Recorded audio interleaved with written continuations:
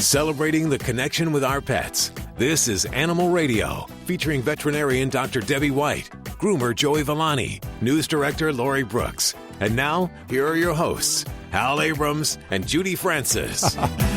Get this. Burt Ward will be joining us. Is that someone else named Burt Ward, or is it the Burt Ward? This is Robin from Robin Batman. from I was going to say Robin. Yeah. Batman. We're a That's mess. the real Robin now. It is the real Robin. Nothing that came after was the real Robin. The real Robin joining us today. Burt apparently is rescuing very large breeds of animals, or dogs, should I say. He's been doing it for quite a while now. You know, he started out with Great Danes, I remember years ago. So I guess he's just doing all big dogs now, not just Great Danes. What do they call those? The giant? Gentle Giants. Gentle Giants. Yes. Oh, cool. Okay, Yes. So we'll speak to him today before the show is out. I also see we're going to talk a little bit about klepto-cats. I saw you surfing a video yesterday of cats that would steal stuff. It's so funny to watch them. Those videos, I believe, were the inspiration for a book that's just come out called The Secret Life of Mac, and it talks about a klepto-kitty. Klepto-kitty. Oops, sorry. Is that your bat phone? It is, but it's a false alarm. I'm patiently waiting for a phone call. I'm waiting to hear news of my little girl's anesthetic procedure. She's having a dental cleaning, and she's having a scoping of her bladder and her vaginal area. So you don't do these procedures yourself? Not on my own dog. Not on your own dog. Okay, I get that. I'm a mama. Okay. I can't do it to my baby, so my husband does it. You guys obviously think different about that. So yes. You're waiting for a call on your bat phone. From your husband. Yes. And we're waiting for a call from Batman's sidekick. Robin. How cool. It's a meant-to-be thing today. It is. Lori, what are you working on for the news this hour? Oh, going to tell you why. This just caught me by surprise. Why some police dogs, in fact, a lot of them, could be losing their jobs soon. I hate to hear that. Oh, wow. Yeah. Okay. Joey, what are you working on? Well, I got a letter that I want to read. Someone's dog has dry, itchy skin. How we can help solve that problem. Hey, Mike, how you doing? Hi, Doc. I have a couple of questions. I have a 12-year-old Labrador that's experiencing been diagnosed with some elbow arthritis, and he's been getting real wobbly walking. Okay. So the slightest little divot in the grass, he could literally almost fall over. Okay. And, is that on the front end or the back end or both? Well, the elbows seem to be the limping, the pain. The rear legs don't seem to be painful. They just seem to be loose, wobbly. He's not very stable on them. And short walks are about that all he can do now. So I've tried a little Rimadyl, had no effect. I tried the Metacam. I didn't see anything either. I've been giving him, an aspirin or so every other day. That seems to be about the best. And then I've been giving him the liquid glucosamine, chondroitin, high potency in his dry food. Okay. I'm just worried that he's in pain. I don't know how to tell. Yeah, and that's a great question, because it is hard to tell with osteoarthritis when a pet's in pain, because a lot of the gradual signs kind of mimic that of just getting old. And it's very easy to just say, oh, well, he's just, getting old. That's why he's doing that. But, if we're noticing that he's having trouble getting up and down from a lying position, if he does have some muscle loss or unsteadiness in the back legs, that can be associated with arthritis, but there can be some other causes there. So if he seems wobbly, I would look for explaining this by arthritis, but there still could be some other spinal disease or other neurologic things that could be going on, causing an unsteadiness in the back end. So we might have some success with some pain management, but I kind of want to keep my eyes open that we're not missing anything else that's more than just arthritis here. So you mentioned a couple of the good non-steroidal pain remedies that we use, Rimadyl, Metacam. I don't use aspirin anymore. It's got such a long withdrawal time and causes GI ulceration for animals. So if those prescription ones didn't do the job, we can look at doing some different things. I've never tried the Anaquin yet, though. I heard this morning on the radio, I heard a lady using, or you recommended to use Anaquin. That was another one, I guess. Oh, the Adequan. Yes. Adequan. And that was actually one of the things I was going to mention, because even like the liquid glucosamine, great thing to try. I have tried recently a product that has not just glucosamine, but also has avocado extracts. It goes by a brand name called Dasaquin, and they come in little chews. And I've had some good success with some patients on that have been on glucosamine, and we just haven't seen quite enough results. But that is something you check with your veterinarian for. I don't think you'll find that in the general market. Is but yes, Dasaquin a prescription? It's not necessarily a prescription, but it's just a veterinary line. It's a nutraceutical, so it's a kind of a supplement, but it's kind of in the food form. But it is, like I said, it's usually a veterinary brand, so it's just not sold at Costco or, at the pet stores. Yeah. And then, yes, the Adequan, which can be very helpful to help keep that joint healthy, helps to prevent enzyme degradation in the joint. And, a lot of people, we have to give it by injection. That's the only thing that kind of puts some people off. But I've actually trained many of my clients to give these injections at home. And once we get through that initial period of twice a week for several weeks, they may give a shot once a month or every couple months, and it can kind of help give them a little more get up and go and comfort when we're talking about dealing with this chronic painful condition. So, yeah, I wouldn't hesitate to look at that. And for many people, we'll also look at fish oils. And just like people who have heart disease and arthritis, it has some benefits about decreasing inflammation in the body. And for animals, we can use that as well in that same way. So that's another alternative. I have been giving him fish oil, the omega, fish oil, the high potency ones, with his food. Are those Anaquin injections, are they done in the area of the pain, or are they just done, in the loose part of the skin?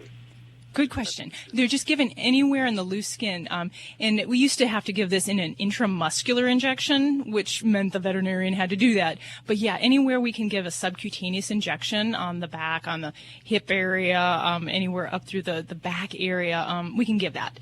And it's really easy to do, and most pets take to it very well. So yeah, that might be something if you're comfortable with the needle thing and you're not a little needle shy. I'd look into that. Mike, we appreciate your call today. I know you're a new listener in Los Angeles. And let's take one for Dr. Debbie. We have Robert on the phone. Welcome to the show, Robert. Hello. What's going on? Hello. I can barely hear you. Take your hand off the speaker on your phone. Hold it on either side there. You're muffled. Let me take off the Bluetooth then. Okay. Hold on. Those damn Bluetooth. They're supposed to help us out, but I can't get mine to work. Okay. There's always trouble. Okay, can you hear me now? Yeah, what's going on? Oh, okay. My Akita, the last 2 weeks, she's starting to bleed after she used the restroom. Now the blood is in the urine now. And, she had a problem when she was 1 year old, and they found out she had a weak liver, and they put her on that LD prescription diet food. Okay. Now they're trying to figure out if she have an infection or just probably because of her liver. Okay. Now, I got to ask, is this gal spayed? Yes. Okay, so good. That eliminates the in-heat kind of part of the question there. So, you know what, the number one thing I would think about with a doggy that has a history of a liver problem, especially one that's severe enough where we're talking about nutritional control with such a diet such as that, which is a low-protein diet. The main thing that comes to mind is bladder stones. And there's all sorts of different types of bladder stones that are out there, but there are certain types that we see more commonly in pets that have a liver dysfunction, typically urate-based stones. That's the kind that they often get. So definitely, I would say this would be something that if she's passing blood regularly, it is something we need to look into. And the way that I would do that would be, one, to collect a urine sample, but two, it might involve even taking some x-rays of her bladder area to see. Because if it is that, we need to deal with those suckers, because they ain't going to go anywhere on their own if they're formed and if they're in that bladder. And that's just a source of discomfort and infection in itself. If you think about the bladder, it's basically just a big sack, and it holds that urine. If we have anything bopping around in there like stones or crystals, it's just kind of creating more and more irritation and more opportunity for infection to happen. So I would definitely get this baby checked out and see if that is in fact my suspicion is correct there. Oh, okay. Yeah, because I was going to get ready to take her Monday, and they wanted to do another blood test on her so she can renew her LD prescription diet food. So I get them to do the X-rays too. So. Yeah, definitely, and that's good. I'm glad to hear that you're doing some follow-up lab work, because we always watch those patients with liver problems. And does she seem to be holding her weight okay, eating okay, all that stuff? Yes. Mm-hmm. Okay. Yeah, very good. She just have this motion of going to the restroom, but she don't really go to the restroom after the first time. Then little drops of blood come out, and she just squatting there for a couple of seconds. So. Oh goodness! Well, let's hope it's just a urinary infection, because that could certainly have a much easier start and stop and ending point than if we do have any kind of stone. So, my best wishes to you, and let us know how things turn out there at the doc's office. Thank you so much for your call, Robert. Well, this portion of Animal Radio is underwritten by Fear-Free Happy Homes. Don't forget, you can get your fix of Animal Radio anytime you want with the Animal Radio app for iPhone and Android. Download it now. It's made possible by Fear-Free Happy Homes, helping your pets live their happiest, healthiest, fullest lives at home, at the vet, and everywhere in between. Visit them at fearfreehappyhomes.com. And thanks, Fear-Free, for underwriting Animal Radio. You're listening to Animal Radio. Call the Dream Team now with the free Animal Radio app for iPhone and Android. Hi, this is Judith Chapman from Young and the Restless at CBS, and I'm on Animal Radio right now, and I'm asking everyone out there to please spay and neuter your pets. Here at Animal Radio, the studio cats have been using the Armor Cat cat trees for almost 2 decades. Cats need to scratch, claw, and climb. And unlike any other cat tree, Armor Cat furniture is strong, durable, and reliable. Armor Cat's best-in-class cat trees and beds all come with 6-month warranties. Go to armorcat.com. That's ARMARKAT.com. And give your cat the tree they deserve. And get 15% off using the code ANIMALRADIO. And now an Animal Radio news brief.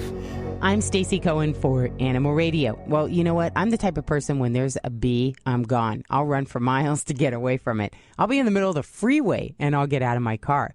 According to The Guardian, there have been 28 people so far who have died and hundreds have been injured in a wave of attacks by giant hornets in central China.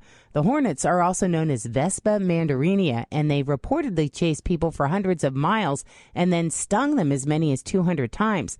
The venom from these stings can cause shock and kidney failure. And as if you wouldn't die from sheer terror, the average stinger on a giant Asian hornet, it measures about 1/4 of an inch. That's like getting a shot. I'm Stacy Cohen. Get more animal breaking news at animalradio.com. This has been an Animal Radio news brief. Get more at animalradio.pet. Hi, everybody. This is Lori Morgan reminding you to please spay or neuter your pets. Live at the Red Barn Studios, you're listening to Animal Radio. Here's Hal and Judy.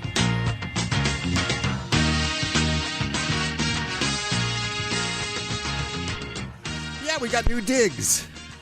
The Red Barn Studios, and I like it. I like the new deco of it. What I like about it is the lights are dimmer. Yes. In here. It's very, very nice. And along with it, we have 2 brand new affiliates to the Animal Radio Network. We welcome WGPD in Winter Garden, Florida, which sounds really nice, as well as KABC in Los Angeles. If this is your first time listening to Animal Radio, to my left is Judy Francis, and she is screening your calls. Hi there. Get back to screening calls. Okay. I'm answering the phone. Straight in center, we have Dr. Debbie. She's our veterinarian answering your vet medical questions. You got it. And in the newsroom, in her own little cubby space, she doesn't like sharing our germs. It's Miss Lori Brooks, our news director. I am a germaphobe, but you often hear snoring, and that's Diesel, a bulldog. And scurrying into the studio is dog father Joey Villani, everybody's favorite groomer. Late night last night? No, I woke up late today and I Early morning. raced here to the studio. So, and you know how traffic is. We love to hear from you, especially if you're over the top with your animals. We all are here. You look in our wallets, on our phones, all the pictures. We won't find a picture of our spouses or partners. You'll just find pictures of our dogs and cats and iguanas and flamingos, just like you. Ask your questions from the free Animal Radio app for iPhone and Android. It's a free download, so go get that puppy right now. Hey, Scott. Hey, how's it going? Good. How are you doing today? Not too bad. And yourself? Very good. What's up in your world? Not too bad. We have two miniature dachshunds, one 9 pounds and one 15. And one of them, the bigger one, we got from a shelter, and she has really bad teeth. Like they didn't take care of it at all when before we got her. And we're wondering if there's anything that can be done. We still, brush the teeth and stuff, but I didn't know if there's anything to get the teeth back to normal. Looks like they're got really bad teeth right now. Okay, yeah, and dachshunds, I'll say right off of the bat, dachshunds sometimes can really have exaggerated periodontal problems compared to some other breeds, especially little dogs. So if you have a little dog, we really want to jump on dental care very early on. And in your situation there, Scott, if you've adopted and she's kind of not had dental care up till now, we're going to have to start from scratch. And I think the first thing that we need to do is really see about getting a professional dental cleaning.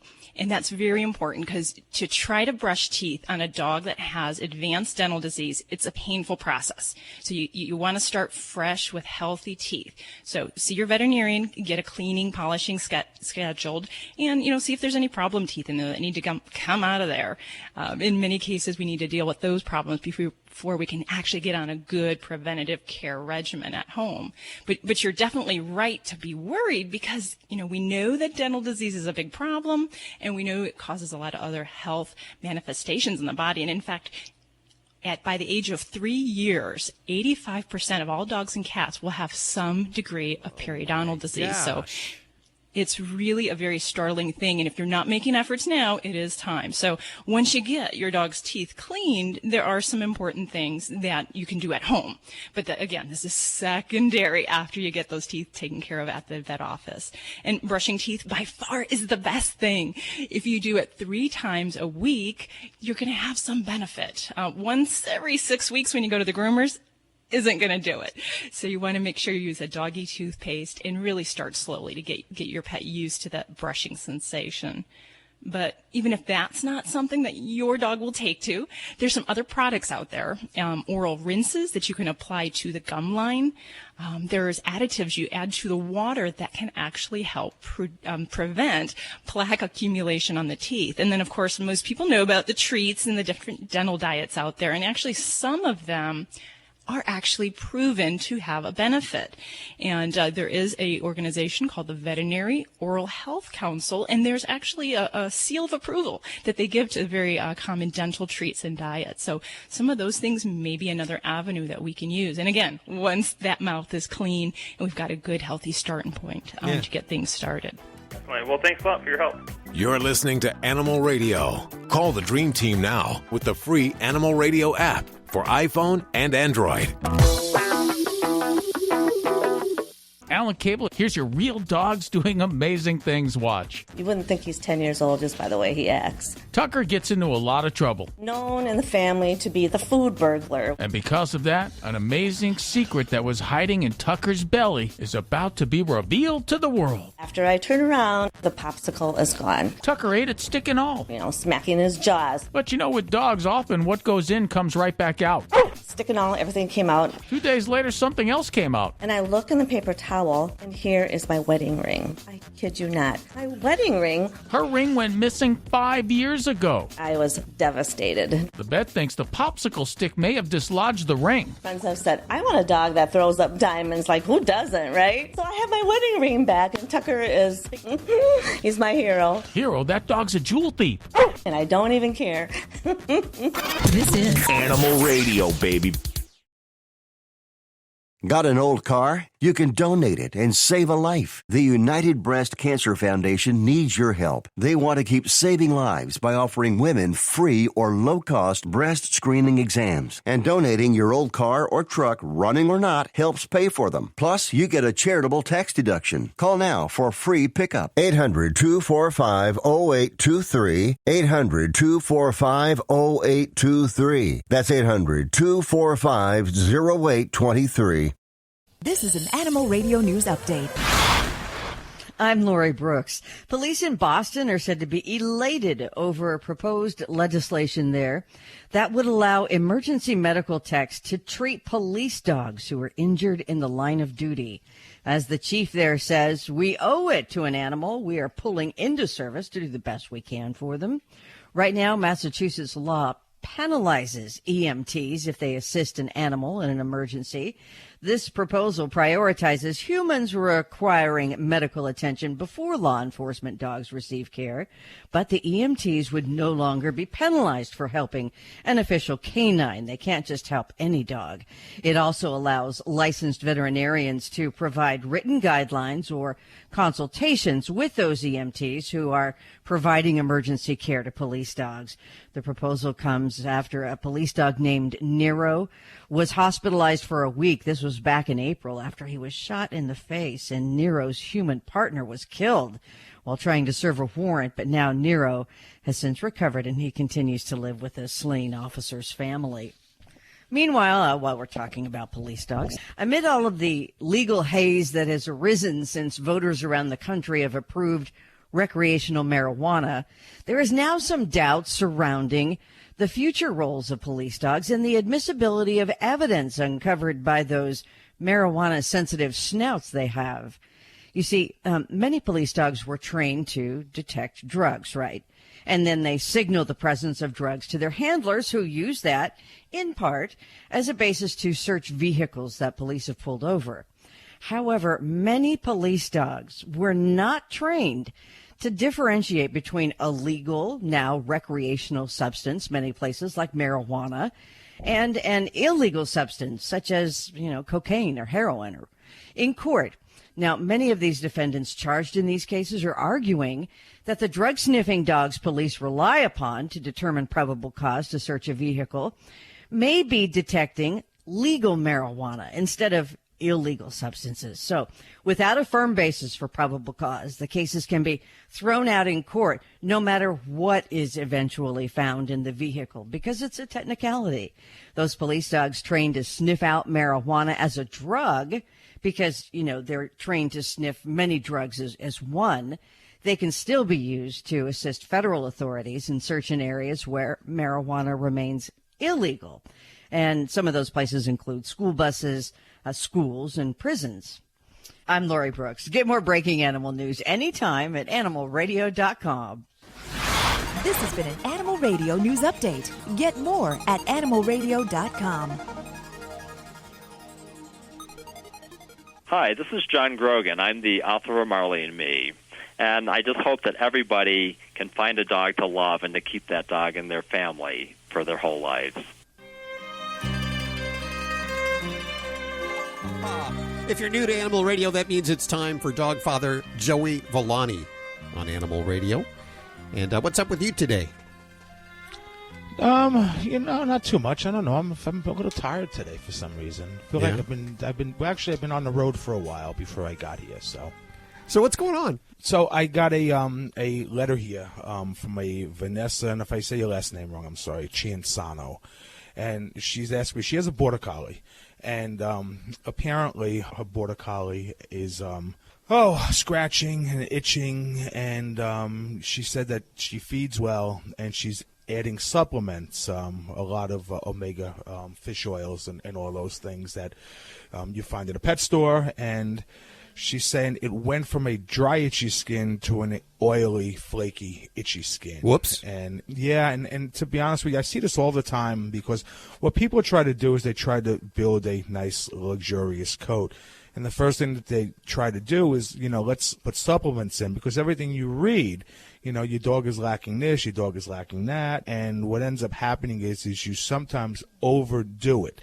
This is a case of overdoing it. So basically, if you're feeding well and your dog is good all along, then all of a sudden it starts to get dry. Well, a lot of reasons is because, and again, I've said this probably 4 or 5 times this year alone, the heat has gone on in our houses. And hold on, I want to see where she is from. And I know I've seen it here somewhere. She's in the eastern side of Washington, so she's definitely in a drier climate. So it's probably the coat is drying out.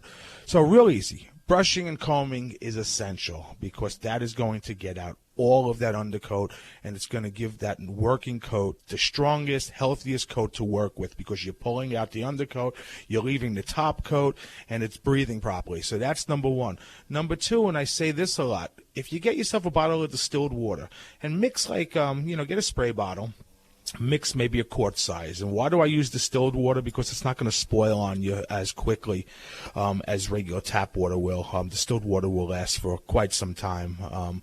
But we're going to add in probably a teaspoon, I shouldn't say probably, it is a teaspoon of olive oil, which works better than coconut oil unless you can find the clarified coconut oil. It's I think it's MCT is what it's called, but it's clear. It's not jellified. And put that in, shake it up well, spray it lightly on the coat, and brush it through. So what that's going to do is the water's going to hydrate the coat, and what the oil does, it makes the water stick to the coat, so it then goes into the skin instead of just evaporating. Brush that through, and you should have no problems, but I would definitely cut back or lay off the supplements. If that doesn't work, then you may want to talk to your veterinarian, but a lot of times that's all it needs. Okay. And extra virgin or just virgin olive oil, just any kind of olive oil, right? It don't matter, any type. Because to be quite honest with you, and I would go probably with the cheaper olive oil because really all you want it to do, you want the water to have something to bind to instead of spraying it on and then the atmosphere evaporating it off. So what the oil is going to do, because it's very minimal, a teaspoon to a quart of water, it's just going to give it something to hold on to. It's going to make it stick to the coat so the skin can suck it in and can absorb. And let's go to Lisa. Hi, Lisa. Hi there. How are you doing today? I'm good. How are you doing? Okay. What's going on with your animals? So last night, my dog, she was perfectly fine. And then when we went to bed, she started yipping like her bottom hurt. And her tail's tucked. And she hasn't gone to the bathroom. She hasn't pooed or peed or anything. Wow. I'm very concerned. Okay. And so this happened all of a sudden then, huh? Is she doing anything as far as like limping, or is she jumping up on her bed, furniture? Nope. She wasn't doing anything like that. Okay. How about anything like licking or scooting her butt, doing anything of that nature? No, I haven't seen that either. Okay. All right. Well, I'd have to say the first thing that I think of with a Chihuahua, and that's having symptoms kind of to the back end with a tuck tail and seeming like we're uncomfortable and not really doing our normal things, not jumping, not eliminating on the normal schedules. The first thing that I would look at is really to look at her spine. Okay. Because I do commonly see Chihuahuas where they can have problems with disc problems. So basically with their spine. And that can cause just kind of a referred pain to the lower part of the abdomen and the hind end. And because it hurts to go to the bathroom, they may not go. And your veterinarian can kind of get a feel for this by feeling along her spine and seeing if she shows some reaction. But ultimately, they'll probably want to do some x-rays. And the other reason I'd want to do x-rays would be to make sure that she doesn't have any problems with her bladder or her colon. Because you said she's not going. Want to make sure she's not blocked in any way. But yeah, so I do think that would be something I would really look at and see if we need to get this gal some pain medicine, at least in the meantime, while they're figuring some stuff out. So yeah. And, and a couple of things you said, not wanting to jump up and down and with that tail being held down. So if it is something with her spine, the way I always describe this to people is that, for us, if we have a back problem, we don't do much. We lay down. We just kind of stay put. And dogs, they're horizontal, their spine. So anything that causes that horizontal spine to kind of move up and down at either end can cause pain. Right. So going upstairs or jumping on or off furniture, or sometimes even just lifting the head can cause pain. Oh, so wow. Okay. So yeah, so that would be kind of on my concern list. So definitely get that checked out and let us know how things turn out. I will. Thank you so much. Thanks for your call. Check out Animal Radio highlights. All the good stuff without the blah, blah, blah. Browse on over to animalradio.pet. Dogs or cats, horse or emu, animals are people too. A panda at a zoo in southern China attacked a student who snuck into its pen hoping for a cuddle. The 20-year-old male student named Lou couldn't resist the irresistibly cute pandas. Unfortunately, the pandas were not in the mood for a hug. One panda named Yang Yang was more in the mood to attack, and so he did until a worker at the zoo was able to calm him down and rescue the stunned student. Lou, who was bitten on the arms and legs, was rushed to the hospital where he was quoted as saying, "Yang Yang was so cute, I just wanted to cuddle him." I'm Britt Savage for Animal Radio. Animals are people too. Animal Radio. Hi, I'm Charlotte Ross on Animal Radio. Please remember to spay and neuter your pets. How would you like to save money on nearly all your prescription drugs? We've set up a special toll-free number for the RX Outreach Program. They're a nonprofit company whose mission it is to make prescription drugs more affordable to the masses. They don't take insurance, and in many cases, your prescriptions are even cheaper than your co-pays. They carry thousands of different prescription drugs, so whatever you're taking, there's a good chance they have it. No coupons are required, and this is not a discount card. It is pure savings on your prescription drugs. They specialize in generic meds for any chronic health needs you have. Call with your prescription and find out for free how little you can pay for your prescription drugs. Remember, we don't take insurance, so call right now. 800-689-0143. 800-689-0143. 800-689-0143. That's 800-689-0143. Hey folks, this is Jackson Galaxy. You're listening to Animal Radio. Please do everyone a favor, spay or neuter your animals today.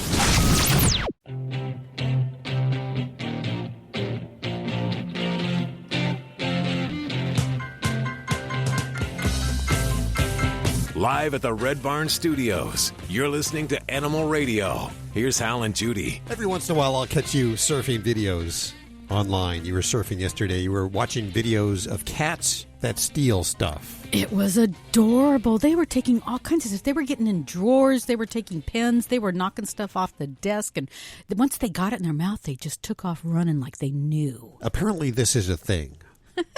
I've heard about a lot of cats that do that. One cat would steal, underwear from neighbors' lines and stuff, and they'd have to come around collecting it, or the people would have to go back and find the owners. It sounds like it would make a great inspiration for a story, and that's exactly what Melinda Metz did with The Secret Life of Mac, and we're welcoming author Melinda Metz to the show right now. Hi, how are you doing? Hi, great. Thanks for having me. So tell us about your personal cats. Do you have cats? My very first pet was a cat. My dad got her for me when I was 2 years old, and I had her till I was in my first year of college. Her name was Smokey. But since then, I've gotten allergic to cats. I have a dog now. So it's not a matter of being a cat person or a dog person. It's an allergy thing. It's an allergy thing. And when I go to visit friends who have cats, I always still pet them. And then I'm like, I should have taken Benadryl before I came. But, it's nothing personal about cats. We'd have to shoot Hal if he was allergic to cats. Yeah, he couldn't handle it. He loves his cats. I am a cat guy. You are a cat guy. And that's why I love The Secret Life of Mac. This is a story, obviously, about a Klepto-kitty, a cat that takes off with stuff. My editor, Gary Goldstein, actually came to me with the idea because he'd been watching a lot of cat videos. And then I started watching them all the Klepto-kitty videos. He was actually thinking of doing a nonfiction book about them because they became such a phenomenon. But then his wife said she thought that he should do a romance with the Klepto-kitty. And then that's how I got involved. So it's almost a real story. It was inspired by real stuff happening, but it is fiction. It's definitely fiction. Without giving it away, I hate spoilers, but without giving it away, can you kind of give us a hint of what happens in the story? Well, in this story, this is the second book about Mac. And in the first book, he got his person together with a human. And they go off on their honeymoon, and her cousin comes to cat sit for him. And he can kind of smell that she's unhappy. So he always kind of takes it on himself if he just kind of thinks people aren't smart enough to really solve their own problems. So he kind of goes, he takes it on somewhat reluctantly, but he just thinks no one else will be able to do it. So he does it mostly by smell. He smells a person that he thinks would be good for her, and then he goes to work kind of getting them together. Ooh. And he also foils a little bit of a crime, too. Oh. Now, I had a cat when I was dating that I would use my cat to pick out my boyfriends. If I brought home a date, my cat didn't like it, the guy was out. Really? They can tell. They have a good sense of character. Yes, they do, and he was right. You must have done some research for this book. I read all kinds of different things about cat behavior.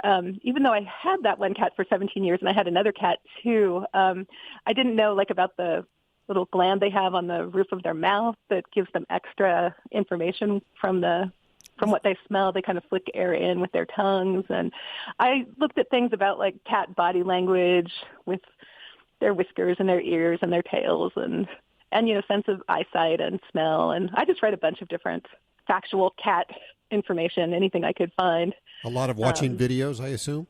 I watched a lot of videos, too, for inspiration. So is the book, is anyone in the book real or based on real people? A couple minor characters are based on people that the story is set in Hollywood, and I lived in Hollywood for a while, and my neighbors inspired a couple of the characters. But I'm saying that the names have been changed. I didn't actually change their name. I didn't think that they would mind. Everyone else's name I changed. I mean, and everyone else was just kind of loosely inspired. But Al and Marie DiFrancesco were my neighbors, and I didn't think they'd mind because they were great neighbors. It's just they knew everything about whatever was going on. There's always one. Every neighborhood has one of those. Right. It would be like, oh, I saw you had lean cuisine. Are you trying to lose weight? I mean, they would know the contents of my garbage can, but because I shared a garbage can with them, and at that time I had a dog too, and they were really sweet to him. They would give him leftovers with warmed up gravy, and Marie was the only one who could tell my dog what to do. She'd say, "Dodger, go home." We shared a fenced-in area, and he would go home, and he wouldn't go home when I called him. So I just kind of things like that. They were both in their 80s, and they were just such characters. I don't think that they'd mind. I did put in the beginning of the first book that I dedicated it to them, and I did make it clear that I made up some stuff. So. Now, as an author and a reader, you were fairly resistant as a kindergarten to the whole reading and writing thing, weren't you? Your mom tried to get you involved? That's what my mom has told me. My mother was an elementary school teacher, and she loves reading, and she wanted me to learn to read before I started kindergarten, but I had no interest at all. So then she just let it go. But I did become quite a reader pretty quickly. I don't know why I had no interest. I just didn't want to learn, I guess. Well, as a late bloomer in that, you certainly have done fine. The Secret Life of Mac is your second. Talk to the Paw was the first, but The Secret Life of Mac, I have 10 copies to give out right now. If you're not lucky enough to get on through, head on over to Amazon or your favorite bookstore and ask for it. It is The Secret Life of Mac, Melinda Metz, the author. And thank you so much for spending time with us today. Thanks. Thank you very much. You're listening to Animal Radio. If you missed any part of today's show, visit us at animalradio.com or download the Animal Radio app for iPhone and Android.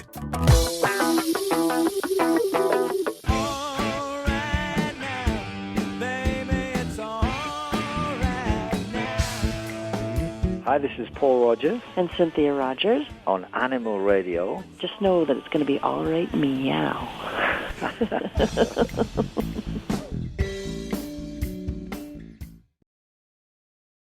If you're living with diabetes and using insulin, you know the pain of pricking your fingers over and over again. Ouch! Well, by wearing a small remote device called a continuous glucose monitor, or CGM, you can reduce the pain of pricking your fingers. If you administer insulin 3 or more times per day or use an insulin pump, call now and learn how a CGM can help you. Painless. No more pricking my finger. No finger pricks. Convenience. They delivered it free and they took care of all the paperwork. You can reduce pain right away. Plus, it's accurate, easy to use, and helps you spend more time in range. And if you have insurance, you can get a new CGM at little or no out-of-pocket cost. Call now and get free shipping of your new CGM. Plus, we'll bill your insurance for you. 800-785-1673. 800-785-1673. 800-785-1673. That's 800-785-1673. Celebrating our connection with our pets. This is Animal Radio. Here are your hosts, Hal Abrams and Judy Francis. This hour, Burt Ward will be joining us. I haven't heard that name in a long time. This is the actual Burt Ward Robin from Batman. The original. And I got to figure... The Batman TV series, like in the 60s? The very beginning one, yeah. So he's got to be... Well, he must have been very young when he was Robin. I think so, because I remember Robin, and I'm pretty young. He has an affinity for these great big dogs, like the Great Danes, the Gentle Giants, and he rescues them now. We're going to find out what his place is like. I understand he has many, many, many rescues, and that he is a foster failure, like many of us. So that's on the way this hour right here on Animal Radio. Lori, what are you working on over there in the newsroom? Well, checking out new pet products. There is a new litter box that will be coming on the market shortly this year. And I got to tell you, I've had many different kinds of litter boxes, but this one, I like the looks of it. And if it does everything that they say it's supposed to do, I think it's going to be a really great thing. What could a litter box possibly do? This one is supposed to hold the dirty litter for 2 weeks. All kinds of other things, but it looks good. You could put it in your living room. Well, I don't know if I'd want it in my living room if it's holding litter for 2 weeks, dirty litter. And it can also automatically add new litter. Wow. If it can go out and do the shopping and pick up my laundry, that would be great, too. I was going to say, we have one of those here. Her name is Judy. Yes, Judy gets the unfortunate duty of cleaning the duty. Cleaning the duty. The duty. She has duty. Duty. Judy, duty. Okay, let's go to your calls right now to talk to Dr. Debbie or to groomer Joey Villani. Hey, Richard, how you doing? Pretty good. Where are you calling from today? Miles, Iowa. Miles, Iowa. Well, Dr. Debbie's here. How can we help you? Well, our dog has... Dogs. Has what? I said dogs. Well, dogs. Have what? Here, you talk with them. Oh, no, have. They got stuff in their ear. Crusty, and the one yelps when you touch your ear. My wife says it's crusty looking. Is it white or black or green? Like little white lumps. Little white lumps. Okay. And it's crusty. And it's crusty. And the dog yelps with you. And the dog, yelps just a little if you touch your ear. Now, you mentioned you have more than one dog, and they both have the same problem? Yes. Oh, okay. Well, that's a little problematic for me because, in general, when we talk about ear problems in dogs, there's not a lot of things that are really contagious. And if I'm from Vegas, so if I'm going to put my gambling chips on the line, I'm going to say it's a little unusual to have something in both dogs that isn't contagious. So the number one thing I'd really go looking for is ear mites, which are a contagious parasite that can cause ear problems, a lot of itchiness, discomfort, very scratchy pets when they have that. But there are other things, and we look at anything from infections of yeast, bacteria, to little foxtails, those little plant parts that work their way in the ears. So if both pets are in the same environment, yeah, I guess they could get those. But I really want to check out your pets and see if they might have something like ear mites. And that's something easily done. You walk into your local veterinary office and you ask them to take a sample of that and look at it under the microscope. And, cool stuff moves around when we find ear mites. So if it is something like that, it is very treatable. They're pretty much indoor dogs. You know, we just let them out to go to the bathroom, and they're chained up. It's not like they run through any fields or You know, they're running all over the place. Okay. And usually for something like ear mites, it is contagious between pets. So if there's a new animal in the home, whether it's a rabbit, a cat, or a dog, if they're sharing the same environment, then that could be contagious. Now, if they're not running that large and they don't really have contact with other pets, maybe it's less likely. But either which way, the number one thing I'm going to want to have to help answer this question is really to get a sample of that and look under a microscope. Because that's really the heart of where we start with these type of problems. I could list a million products to have you go purchase and put in your pet's ear, but it'll be just as worthless as flushing the toilet. So the number one thing is really for any pet with an ear problem to really get a good direction and a diagnosis. And that is the biggest problem and the biggest reason why a lot of pets' ear infections don't get effectively treated, because we kind of home treat, or we go over to the local pet store and we pick something off the shelf and we try to see if that will do the trick. But I really can't advocate enough that we get at least one of these babies to the vet, but I would preferably get both of them over there. Okay. Thanks for your call, Richard. Good luck with that. Let us know if you need a follow-up. Well, welcome to the show, Brian. How are you doing? Oh, just fabulous. Where are you calling from today? Colorado. Beautiful Colorado, my home state. What's going on? I have the doctor and the behaviorist. We're all here for you. Well, my mother was bitten by a 4-month-old kitten, and he got infected. She went to the doctor, and he's got to report, or says he's got to report all animal bites. Yeah. Now, the curiosity I have is, do they quarantine the cat? I mean, because it hasn't had its rabies shots, it hasn't had any of the shots and stuff. Yeah, I mean, generally, if the pet is old enough to have the rabies vaccine and has not yet received it, the animal control authorities are going to do some kind of quarantine, whether that's in a boarding situation, like in a animal shelter or in an animal hospital, or at home. It kind of depends a little bit on the jurisdiction, as well as what the potential exposure is. Now, the thing that we have to recognize is that rabies does occur in a lot of parts of this country, and actually I read a recent report about a kitten that did have rabies, and it had to be put down. So this can happen. So there is some justified concern here. Now, you may know your kitty and say it's impossible, but still we want to follow whatever regulations your area has. So yeah, and it's generally something we don't have to necessarily panic about. If the cat has a lot of outdoor exposure, then it might, be cause for concern. But that may be, like I said, it may be just something that they impose a home quarantine without necessarily impounding her at a shelter. Right. So now, how old? I'm sorry? I was going to say, what have you talked to anyone from the animal control authorities? No. I have not talked to anybody yet. Okay. But because it's like I said, it's a 4-month-old. It's a kitten. It's inside, and in my heart, I know it doesn't have rabies. I wouldn't panic. Yeah, you know what? It happened to me. I got bit by my older cat, and I had to go and get shots and stuff because I got infected. And I was contacted immediately by our animal control, and they came out to the house. They looked at the cat, said, okay, he looks fine.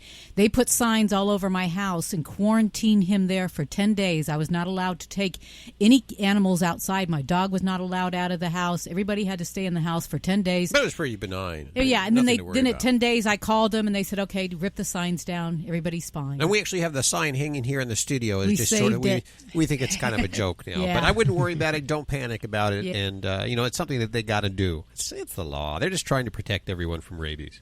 Right. Well, how old can you start giving the rabies shots? I mean. Oh, good question. Rabies is generally at 12 weeks of age it can be given, so you're not too far behind. But gosh, it would be just great if that was on board, because that does kind of change the rules if a pet's already been vaccinated or if they've not been vaccinated. So. Yeah, don't sweat it, Brian. Totally protocol, and I'm sure everything will turn out okay. Thanks for your call. You're listening to Animal Radio. Call the Dream Team now with the free Animal Radio app for iPhone and Android. Hi, it's Alan Cable. 33% of us pet owners talk to our pets on the phone with the answering machine when we're away. 62% of us sign letters and cards. So it looks like it's coming from both you and your pet. 79% give their pets holiday and birthday presents. 50% of those actually throw birthday celebration parties. And 17% of us sometimes dress our pets. You probably heard about the Labradoodle that looks like a lion. Are you serious? Oh, yeah. Listen to some of the 911 calls. And there was a lion that ran across the street, a baby lion. Lion, a baby lion. Had the mange and everything. Here's his owner. I tell people he's a lab lion. When people see Charlie the dog walking, they really freak out. I've seen him literally dive through the window to get in the car thinking a lion is after them. Oh, this stuff's fun. We all love to humanize our dogs, don't we? Give them human emotions. I was at soccer on Saturday, and this guy comes up and says, "Can I pet your dog?" I said, "Sure." He commences to acting like a nut. "Oh, you're a good boy. You're just such a good boy." I said, "Dude, come on. You're going to get him all wound up." And I've taught him he needs to be calm. Here's the irony. He tells me he noticed how calm and mellow and well-behaved my dog is. I said, "Then why are you trying to juice him up like that?" I said, "Buddy, you got to be calm when you pet a dog. Just mellow. You don't want to act like his head is the Hope Diamond." Of course, he doesn't get it, or he doesn't want to get it. And here's more irony. He tells me he's got dogs and he doesn't believe in ever putting them on a leash. And he says, "You know why? Here's why. Would you want to be on a leash?" I already know the answer, but just for the heck of it, I ask him, "Do you bring your dogs out?" He says, "No, of course not. I can't bring them anywhere. I can't control them. They might knock down a kid or an old woman." Of course, he doesn't hear what he's saying. I said, "Look, my dog is here with me. I take him lots of places. People don't even notice him. They're happy to see him. Kids can come up and pet him. And he's not locked up in the house all alone by himself." And the reason for this is because he knows the rules. Knowing the rules makes him calm and happy. He knows what I expect of him. And he always gets to come along because of that. Anyway, if you want to pet a strange dog, ask permission and then be mellow about it. And now an Animal Radio news brief.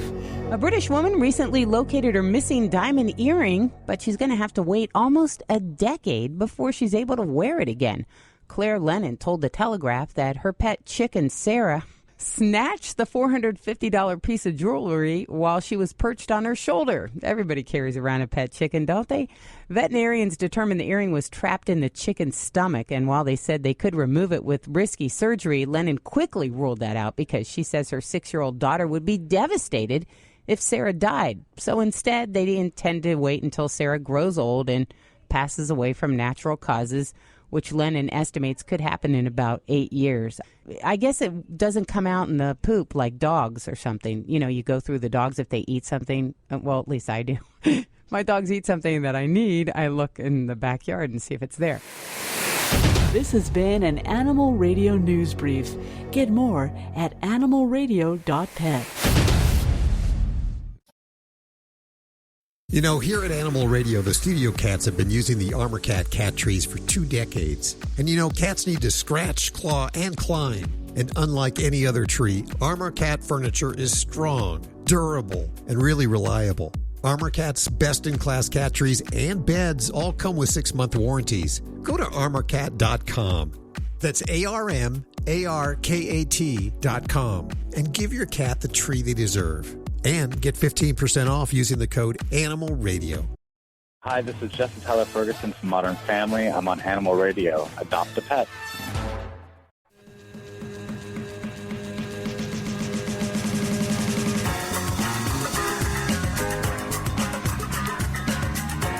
Live at the Red Barn Studios, you're listening to Animal Radio. Here's Hal and Judy. Okay, we're just getting used to things here. This may not make a difference to you, but to us, we are in brand new studios, the Red Barn Studios here today. And great decor. After 19 years of doing Animal Radio, it's about time we get some new studios.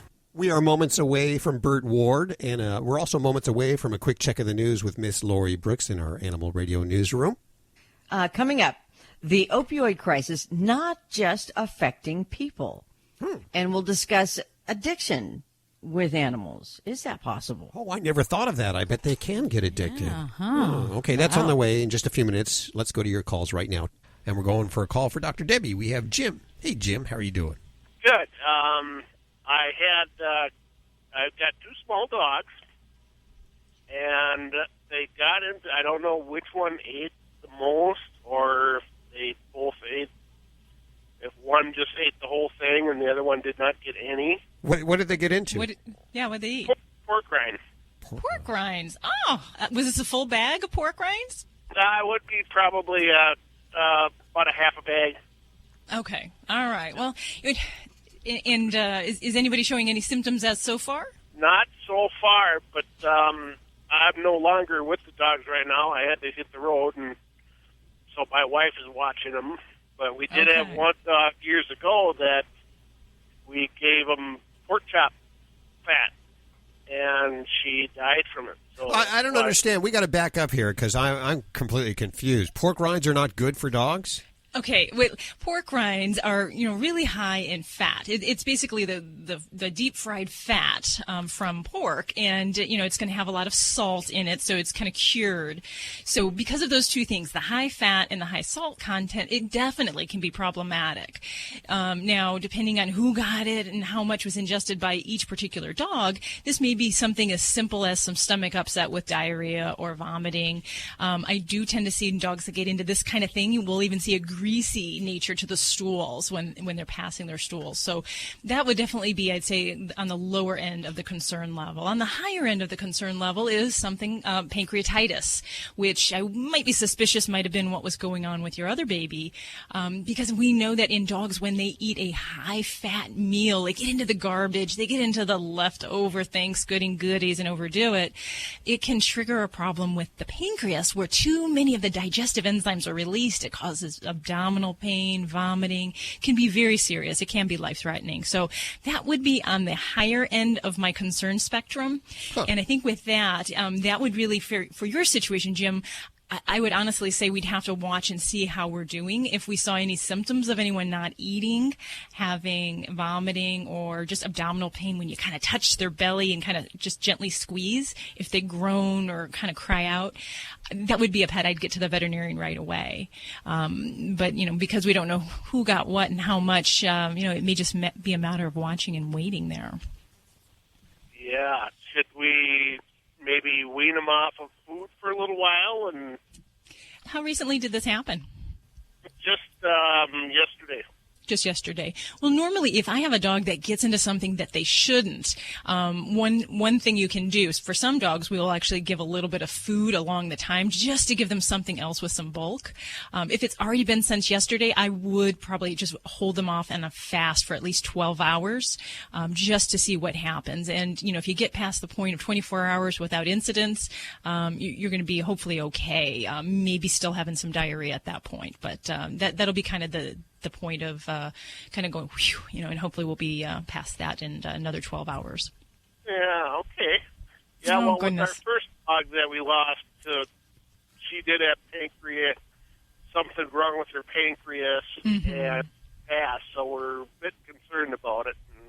Yeah, definitely. So, yeah, if we would have caught these guys and I'd be talking to you like right after this happened, I'd probably be talking about some foods or some things we can do. But at this point, I think you're in the kind of the watch and wait mode there. Okay, so far there's not really showing any symptoms. Good. All right, thank you. Thanks for your call, Jim. Fingers crossed there. 1-866-405-8405 to connect with our dream team. What kind of foods would you give this dog after, if it was just right after? Are there certain foods that counteract pork rinds? Mostly I would just be giving something with some carbohydrate, so whether that be just a dry kibble. For sometimes I'll actually give bread, believe it or not, just if it's something I want to absorb, something that's really greasy. But yeah, usually just a good, solid dog meal would be something I'd give them. So pork rinds can't be good for humans, can they? I don't know. I think anything in moderation. You got to watch. There's a lot of salt in these suckers. If you've ever, I can't say I've eaten a full bag because I usually get greasified mouth after a while, but they really do make you thirsty. So, that would be the other thing for Jim to be ready for. Lots of drinking and lots of pee in there. Good to know. Okay. You're listening to Animal Radio. Call the Dream Team now with the free Animal Radio app for iPhone and Android. Dogs or cats, horse or emu, animals are people too. An orangutan at a Florida zoo has an unlikely friend. Just like people, animals can also experience grief. Tondaleo, a 45-year-old orangutan, had been depressed since losing her mate 2 years ago. Her age prevented her from taking another mate or moving to another zoo. Zoo World director Stephanie Williams introduced her to a little orange cat, and they've been inseparable ever since, playing together, cuddling, and sleeping together each night. Williams says it's worked out better than she ever expected. She says the little orange cat has brought the light back into Tondaleo's eyes. Even in the animal kingdom, good friends can help you through the hard times. I'm Britt Savage for Animal Radio. Animals are people too. Animal Radio. You know, here at Animal Radio, the studio cats have been using the Armor Cat cat trees for 2 decades. And you know, cats need to scratch, claw, and climb. And unlike any other tree, Armor Cat furniture is strong, durable, and really reliable.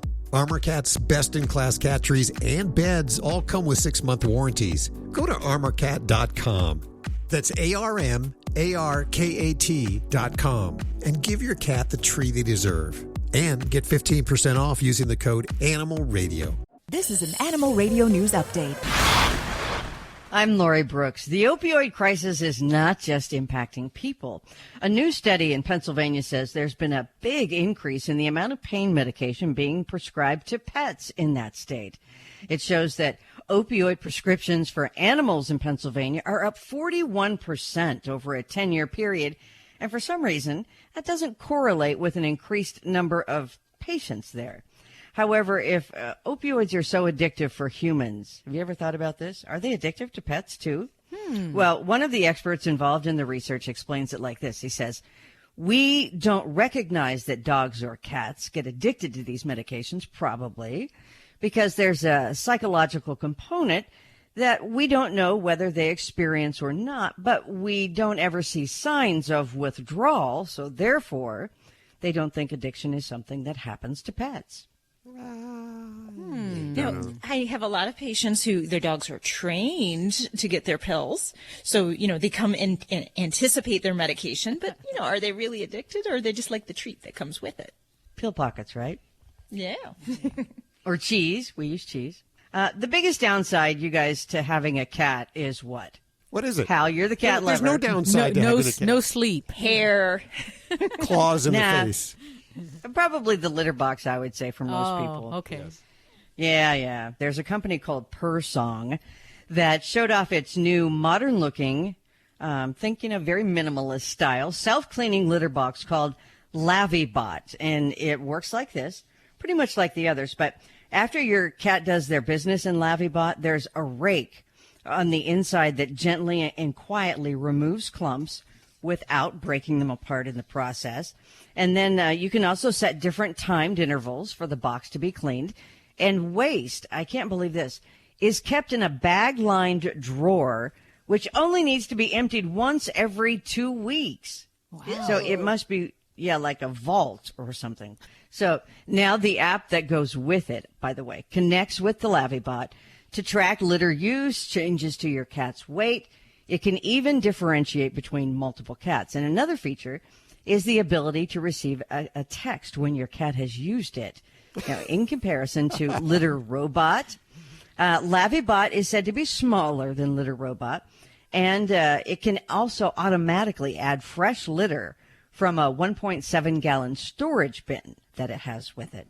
And the company says it will launch an Indiegogo campaign in May with prices starting at $379. Who keeps texting you? Who's texting you at 3 in the morning? It's my cat litter. I'm Lori Brooks. Get more breaking animal news anytime at animalradio.com. This has been an Animal Radio News Update. Get more at animalradio.com. Hi, Talent Cable. Thanks for stopping by. Today we're going to talk about something unpleasant to you and me. Very unpleasant, but totally natural to some dogs. I think you probably figured out dogs will eat just about anything, including their own you-know. Whoa! And as gross as that sounds and looks, it's common. Sometimes it can be a sign of loneliness or being bored. Could be anxiety, or maybe your dog is copying other dogs. Sometimes it's because the dog learns that when there's number 2 around, he gets punished. So he's actually making it disappear so you won't be mad at him. Sometimes he's just cleaning up his living space. And yep, sometimes a dog enjoys it. It really doesn't present a problem, except that we hate seeing it. And, a lot of folks like when their dogs give them their kiss. And if you know your dog's doing that, it's going to click in your brain after it's already too late. First thing you can do to try to stop it is to give your dog more attention and lots of exercise. And feed him more than once a day so he has something to look forward to. And also because it'll keep him from getting hungry throughout the day and tempted. Also, pick up after him as quick as you can. Like we said before, he might be cleaning his living space, which is your job. The most important thing, though, is to first make sure there's nothing wrong by taking him to the vet. There could be something physical causing it, like worms or other parasites, because they rob your dog of essential nutrients. He might be eating whatever he can find to make up for it. As always, the way to stop a dog from doing something like chasing cars or, what it is we're talking about that we don't want to talk about is to make a quick, firm correction and teach your dog the command, leave it or no bite. It's almost like a shove in the shoulder. Hey, leave it. You can do it by tugging on a leash real quick, again saying leave it or no bite, or by a quick poke with your fingers in the neck, while at the same time saying leave it or no bite. Something to change his attention, to take it away from what he's doing. And as soon as he stops the behavior you don't want him to do, you praise him. Maybe even give him a treat. That's probably the most important thing. Always remember to praise your dog for desired behavior, because you want to set your dog up for success. Hey, thanks so much, and as always, get more tips at animalradio.com.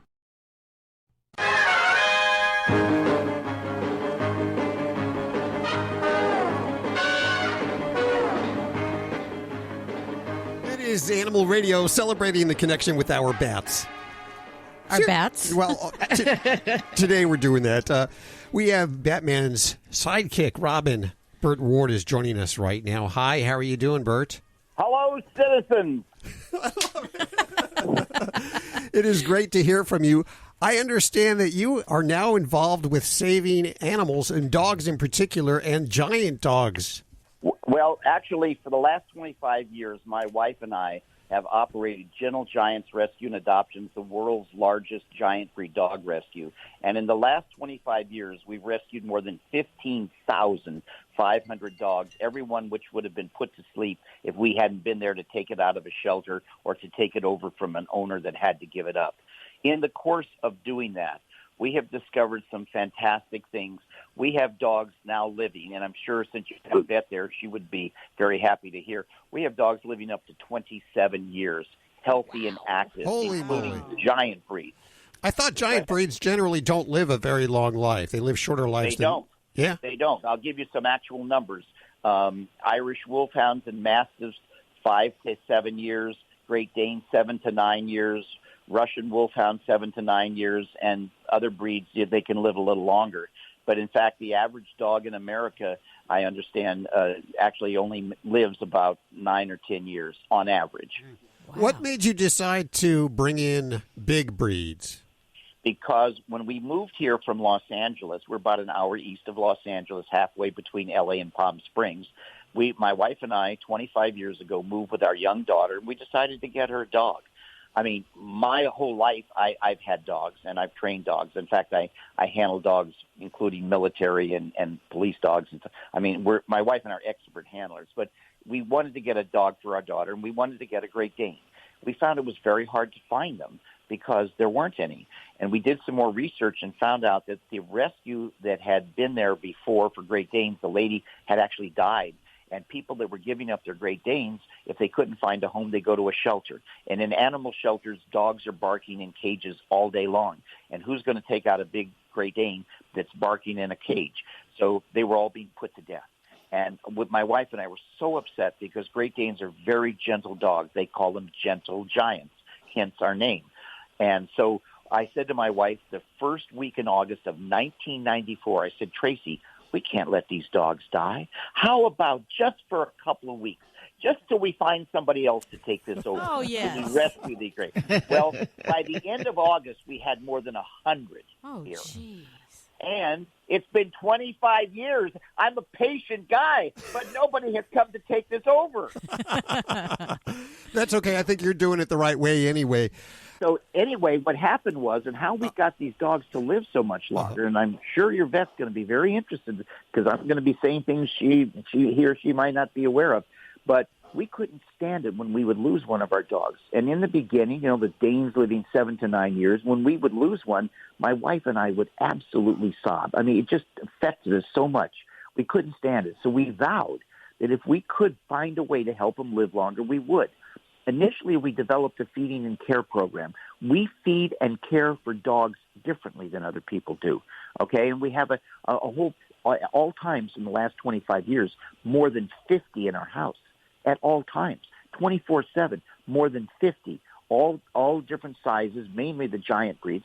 Everybody gets along harmoniously. In fact, if you listen, you don't hear anything because all of our dogs are trained not to bark unless they sense danger, because barking is the beginning of aggressive behavior. Anyway, what happened was we first developed this feeding care program, and we got to a point where we were really excited. We had our dogs, on average, living about 3 years longer. So our Great Danes, instead of only living 7 to 9 years, were actually living 10 to 12 years, okay?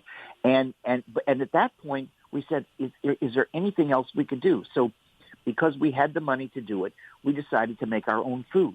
And our expectations were very small. We thought, hey, what if we make the finest food in the world? Maybe we could pull out another year. You know what I mean? Maybe a year and a half to each dog's life.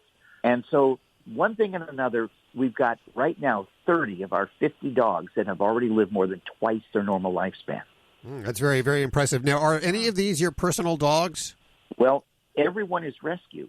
So until they get a home, we call them our personal dogs. So do they sleep in bed with you, I guess, is the yes, question. I have at all times, yes, a minimum, I would say, of 25 of the 50 in bed with us, and many more sometimes. And in fact, you go to our website, there's a video right at the top of the website, a wonderful video. It's in slow motion because there's so many dogs, and with us in bed with many of the 50, okay? And these are giant dogs. We have dogs that weigh up to 300 pounds. Oh. We have Great Danes that stand on their hind legs, 7'5". Wow, Burt, we got to take a quick break. We are with Burt Ward, the original Robin from Batman, and we'll be right back. Stick around. Admit it, you love your dog, and he is part of the family. So when choosing your next vacation, don't forget Fido. With just a little planning, the entire family can enjoy a road trip. To find the best vacation spot for Spot, subscribe to Fido Friendly, the travel and lifestyle magazine for you and your dog, where each issue includes hotel and destination reviews, where both you and Fido are welcome. Go online to FidoFriendly.com and find out what all the barking's about. Live at the Red Barn Studios, you're listening to Animal Radio. Here's Hal and Judy. We are with Burt Ward, Batman's original Robin, and Burt loves himself some Great Danes and big dogs, gentle giants as he calls them. Did you have any pets as a kid? Did you have any animals? Oh, yes, my whole life. And on Batman, because of security issues, I had 2 Dobermans. Oh, really? And, oh, yeah, I had to. I had security issues, so I learned how to handle, protection dogs. And the thing that I was going to say is that what we're doing is our charity. My wife and I take no money from our rescue. We don't take a dime. The biggest thing I have to say is 50 dogs and big dogs. That you have to have a lot of scooping going on there. It'd be a full-time job. Do you have a backhoe? Well, we feed 600 pounds a day of gentle giants. Ooh. That's 16 of our 33 pounds a day. That's 112 bags a week. It is too much for us to lift and carry, so we have people that help. But you might find it interesting that my wife, who her name is Tracy, I like to describe her as the Mother Teresa of dogs. She personally handles all 50 of those dogs by herself. Wow. Yeah, I'm saluting. Yeah, pretty amazing, And at one point when we were first taking them in, we were doing 50 surgeries a week, and I'm sure your Dr. Debbie, would realize that we had to use multiple clinics. In fact, we were at over almost 3,000 surgeries a year. Wow. That we were doing. And we pay for everything out of our own money. Even though we're a 501c3, we can take donations. We don't have time to go out and ask for money. We just pay for it ourselves. But you know something? My wife and I love what we do. We love dogs. We love the people. It makes us happy. We love animals. So this is our life's work. It's our charity. And I'm just thrilled that I can try to make a difference for people who love their animals. And you do. You make a big difference for a lot of Great Danes. And thanks for coming on the show today. Well, thank you so much. Thank you. All right. Bye. Bye-bye now. Bye-bye. Hey, Shelley, how are you doing? Great, thanks. What's going on in your world? I got a new kitten, and it won't quit crying. Oh, what's the situation when the kitten's crying? It doesn't matter. Well, actually, I got two kittens. They're from the same litter, and we got them from the pound, and my daughter has one, and I have one, and they will not stop crying. You know, they had an upper respiratory thing, but we took care of all that, and they're still crying. Okay, how long ago was that? I've had them almost 2 weeks now, so they just recently got over their illness, but we took them to the vet, and the vet said everything's okay. Okay. And what kind of kitties are they? Any kind of special... She's like a tiger kitty, but her brother looked like a Siamese. Okay, that's what I was looking for. So, well, I guess it's kind of hard to say without seeing them in action, what the context of this kind of crying is. But the first thing I always ask is it an Oriental short hair kind of cat, like a Siamese or a related breed? Because they are just naturally little chatterboxes and talk about just about anything. They will talk to you up and down, all around, and it's just kind of the way they are. They're very vocal. But I'm also concerned just because if they did have an upper respiratory infection, there is certainly the potential that could still be causing some issues for them. Some kind of discomfort in the inner ear areas, or even in the sinus area. So, I would want to put my little eyeballs on them and maybe even look in their ears to make sure we don't have any kind of changes in there that make me concerned. Right. And the thing what? She shakes her head a lot. So maybe you're right. Yeah, so I would definitely, see the vet and have them look at that.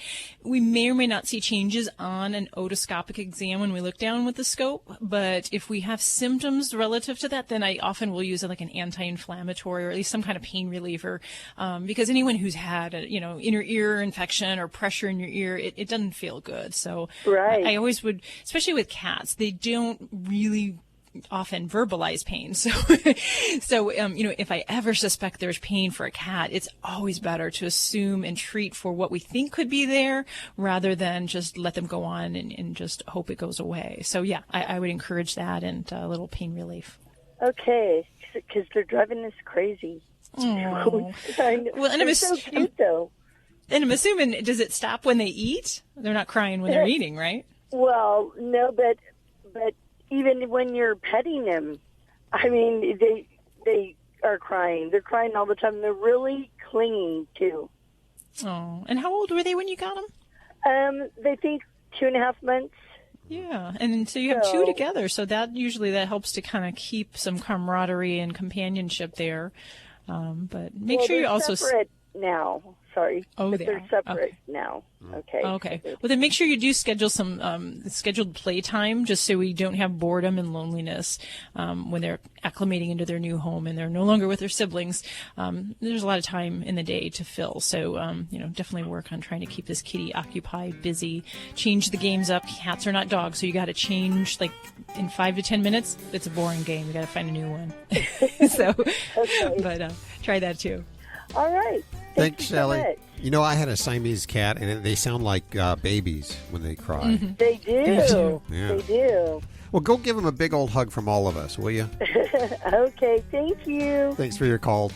Well, it has once again just flown by. Remember, if you need your fix during the week, you can get it over at animalradio.pet or download the Animal Radio app for iPhone and Android from the Apple Store of your choice. Whatever app store trips your trigger, okay? Just look for Animal Radio. Also, if you have a Yorkshire Terrier, a Shih Tzu, a Pug, or a Mini Schnauzer, check out Dr. Debbie's books, How to Be Your Dog's Best Friend. I actually started reading one of them again. I read it the first time, and now I'm doing it again, and I'm learning even more. You are truly talented.